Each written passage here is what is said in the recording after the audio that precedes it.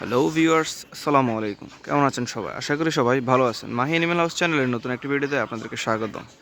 আজকে মূলত আমরা কথা বলবো আমার ছাদে কী সবজি বা ফল গাছ রয়েছে। অল্প কিছুই রয়েছে, যেহেতু আমি রিসেন্টলি ছাদ বাগান আবার নতুন করে শুরু করছি। আমার আগে একটা ছাদ বাগান ছিল, যা কোনো এক কারণে নষ্ট হয়ে গিয়েছে। এখন নতুন করে আমি মূলত ছাদ বাগান করার চেষ্টা করতেছি। ছাদটাকে যতটুকু সুন্দর করা যায় আমি ওই চেষ্টায় আছি ইনশাআল্লাহ। তো আমার এই পিছনে এটা হচ্ছে মুরগির একটা ছোট খামার। এইটাতে আপাতত কোয়েল পাখি আছে, আর আমরা নতুন করে একটা কোয়েল পাখির খাঁচা তৈরি করতেছি, যার মধ্যে আমরা কোয়েল পাখি ইনশাআল্লাহ রাখবো। আমার ছাদে যে সবজিগুলো রয়েছে, এটা হচ্ছে সিম গাছ, যা দোকানদার বলছিল যে 45 দিনে সিম ধরবে ইনশাআল্লাহ। ওই রকম সিম গাছ দুইটা লাগাইছি দুই সাইডে।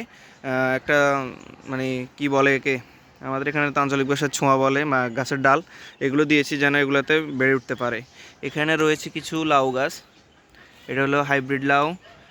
ছাদে রোপণ করছি এই জন্য, যেহেতু আমার নিচে কোনো জায়গা নেই পর্যাপ্ত পরিমাণে, আমার জায়গা আছে ছাদে। এগুলো হচ্ছে আমাদের আঞ্চলিক ভাষায় শসিন্দা বলে থাকে। আসল নাম কি আমার ঠিক আসলে জানা নাই, তো যারা জানেন একটু দয়া করে জানাবেন। এটা হচ্ছে শসিন্দা গাছ। তার সাথে রয়েছে মিষ্টি কুমড়া গাছ, এগুলো হচ্ছে মিষ্টি কুমড়া। তার সাথে রয়েছে বোম্বাই মরিচ, বা আমাদের এখানে ভটকা মরিচও বলে থাকে, বা অনেকে অনেক জায়গায় অনেকটা বলে। এই হচ্ছে বোম্বাই মরিচ গাছ। এর সাথে রয়েছে আমার ছাদে অসংখ্য ড্রাগন গাছ, যা আমি নতুন করে রিপোর্টিং করবো ইনশাআল্লাহ। আমার টবগুলো রেডি আছে। এখানে রয়েছে একটা তুলসী গাছ, যা আমি পাখি আর মুরগিকে খাওয়াই। সাথে রয়েছে অ্যালোভেরা গাছ, যা মেডিসিনে কাজে আসে। এটা হচ্ছে পলাও পাতা। আমার কাছে আগে অনেক পরিমাণ ছিল, কিন্তু নতুন করে রোপণ করাতে এগুলো মারা যাচ্ছে। এই পাতাগুলোর একটা বিশেষত্ব হচ্ছে এগুলোর গ্রানটা পলাওর মতো। ভাতের মধ্যে যদি এটা আমরা ইউজ করি, পলাওর একটা গ্রান পাওয়া যায়। এখানে রয়েছে আরও দুইটা বোম্বাই মরিচ গাছ। এর সাথে রয়েছে একটা কলা গাছ।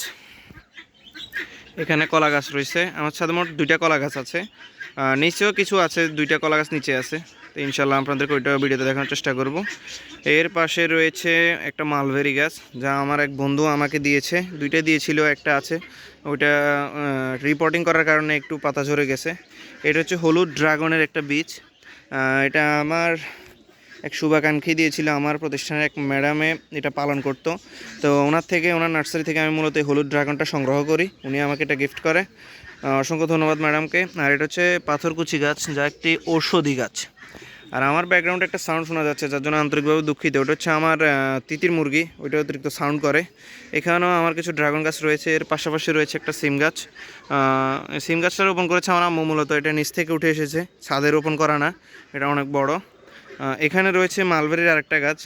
এটা মূলত রিপোর্টিং করার কারণে পাতা অনেকটাই ঝরে গেছে। আর এখানে আবার মালবেরির কিছু কাটিং আমি রোপণ করছি। এগুলো ইনশাল্লাহ আপডেট আপনাদেরকে পরবর্তী ভিডিওতে জানানো হবে।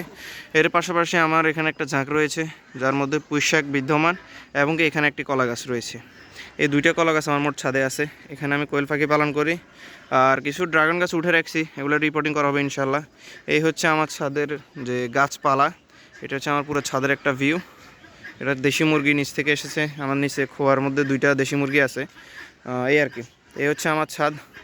অনেক কাজে চলমান, যতটুকু সুন্দর করা যায়, আপডেট করা যায়, ছাদকে করার চেষ্টা করতেছি। দোয়া করবেন আপনারা, এবং কি কেমন হয়েছে অবশ্যই আমার ছাদটা জানাবেন। ধন্যবাদ, আসসালামু আলাইকুম।